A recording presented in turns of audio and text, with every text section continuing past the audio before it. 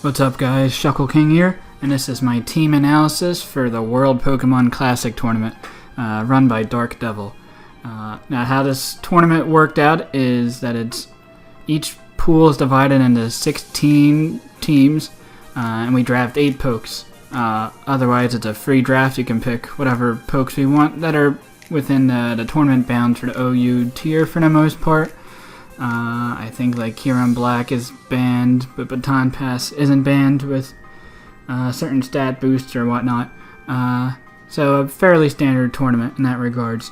So my placement was 14 out of 16, which is not a position I am in favor of. As you guys know, I like to pick as soon as I can, just because that's where the most broken mons or the best available mons are located. But I can make it work at the end. I guess at the end, at least you could say I have a snake pick, so I have the 14th out of the 16th pick in the first round, and then I would get the 3rd pick in the second round. So I can kind of figure out a 2-poke core if I want to, between my first, second round picks, 3rd, 4th, 5th, 6th, etc. So what my goal for this draft was to just get a bunch of setup Pokemon, both physical and special, and prefer that they can all boost their speed, and then get a couple of bulky pivots that can take the hits that maybe these frailer mons that I get can't really take on. If I do get a 4 times weak mon, I can pair that up with a couple mons in conjunction with them that aren't affected by those 4 times weaknesses.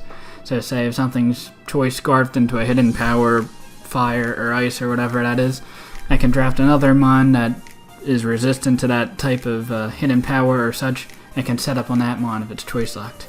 And I also don't want to get my Mega until the very end, unless if something like Mega Lopunny is available in the first round, then of course I'm going to get that, but otherwise I can wait on my Mega, so I feel like there's a bunch of good Megas out there.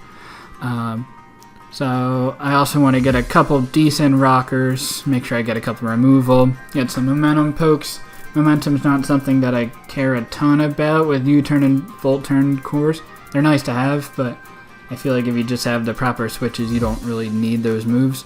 But they're nice to have, especially for a type of more hyper-offensive team that I'm aiming to go towards.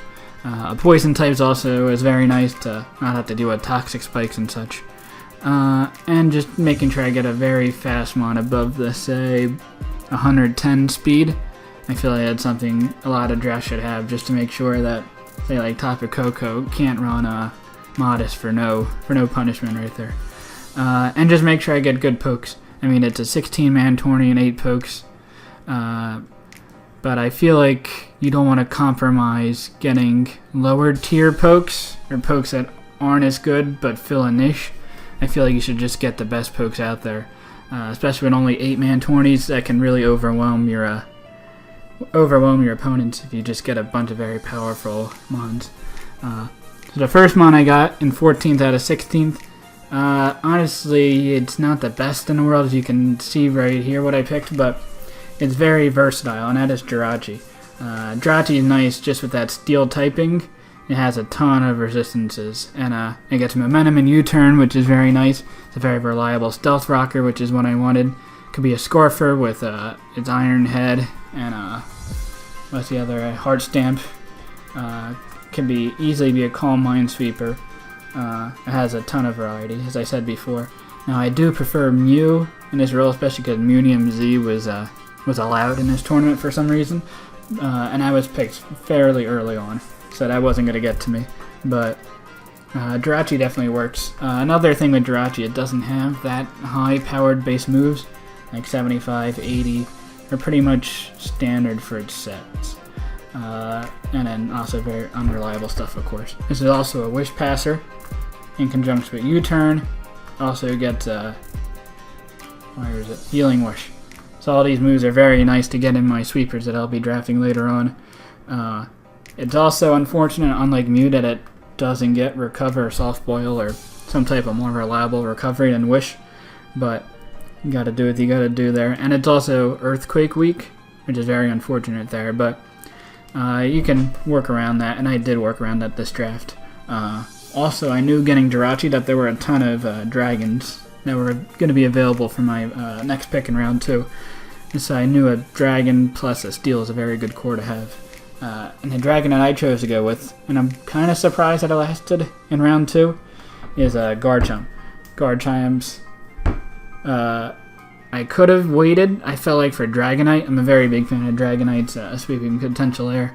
But I wasn't sure if it was going to last until my pick in round 3. And it ended up being taken. So glad that I did decide to go with Garchomp. It can be bulky, it can run Sword Stance, it can go special with a decent 80 special attack. It has like Fire Blast and a decent dragon moves. And I believe it has Earth Power, yes, to go special if I needed to. Most often than not, I'm imagining it's going to be a physical attacker though.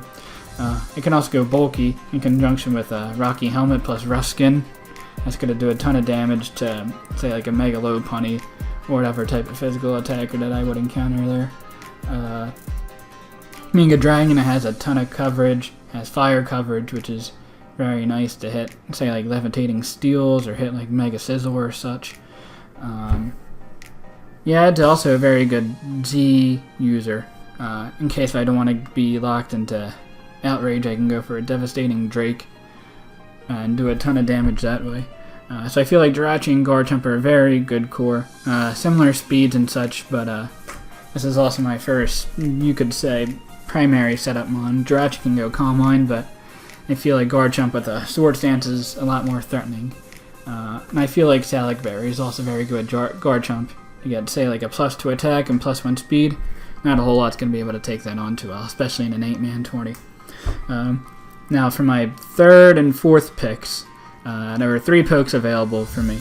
I could take Azumarill, Thundurus T, and Volcarona. All 3 of those are very good setup mons. Azumarill is very nice just because it can take on dragon hits, takes on the steals that could kind of, not the steals for Garchomp, but the steals and the fairies that can take on Garchomp pretty well. Also the ice mons. Azumarill can take advantage of those. Thundi T is very nice, just for a very strong electric immunity and a very strong electric attacker. It can go Nasty Plot and Agility, or both. And Volcarona is obviously really strong, but 4 times weak to rocks is very disadvantageous, especially because I don't have reliable hazard removal yet.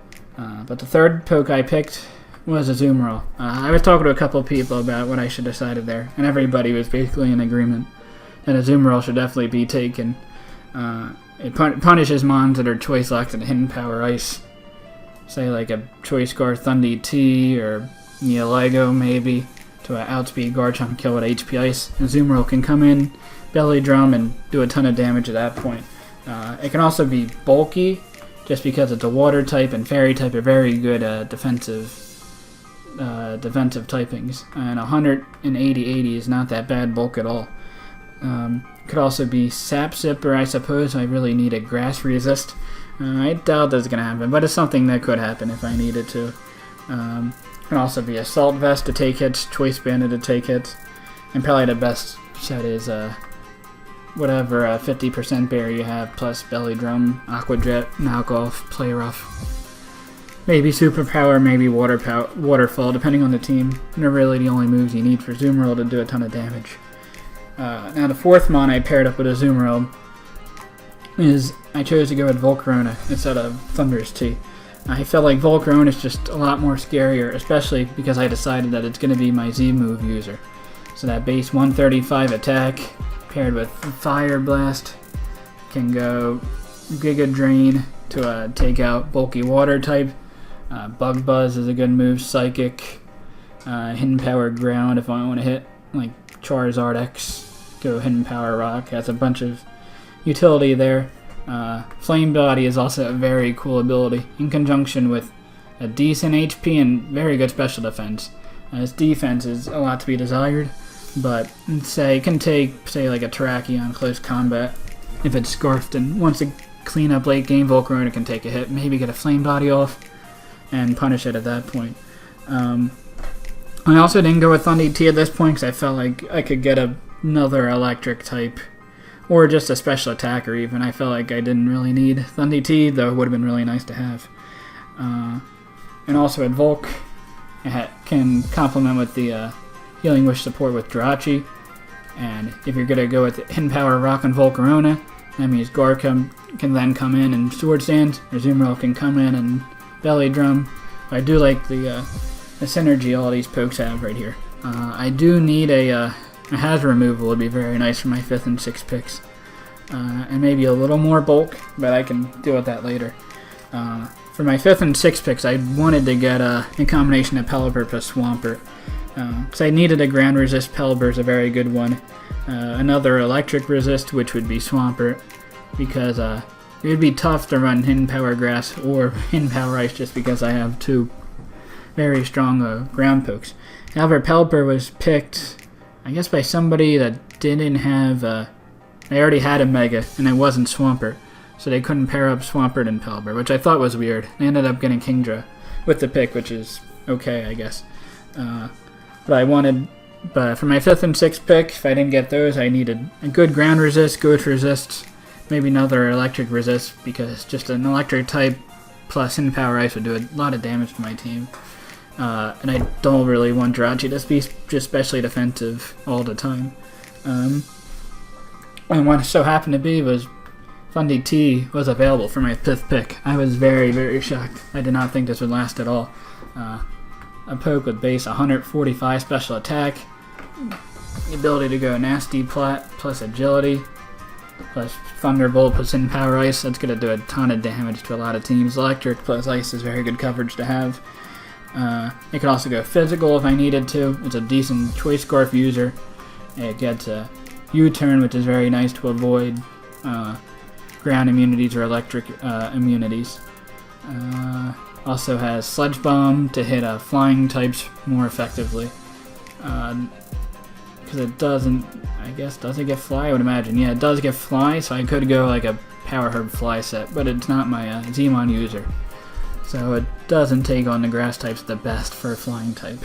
So Sludge Bomb and Sludge Blade are very good moves to compensate for that. It could go bulk up, I suppose, though Thundy Eye is usually better in that role because of Prankster and such, and a higher physical attack. But Fundy T is a very nice ground resist and a electric resist to pair with Garchomp.